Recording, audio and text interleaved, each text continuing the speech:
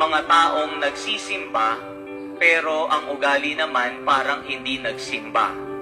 Mga taong nagsiserve sa simbahan, pero parang kung umasta, parang hindi naman taga-simbahan.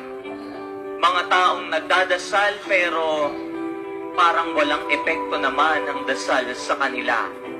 And this speaks of prioritizing what is external rather than the internal. Aanhin mo ang magmukhang banal ka sa iba, subalit hindi naman pala ito totoo sa iyong buhay. Being religious but not spiritual. Nakikita ka ng iba, subalit para bagang walang personal connection sa Panginoon.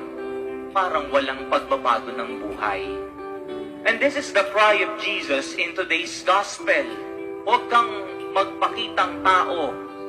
Come to ask yourself, bukal ba sa iyong sarili ang ginagawa mo? O ginagawa mo lang ang isang bagay upang maging maganda ang paningin ng iba sa iyo?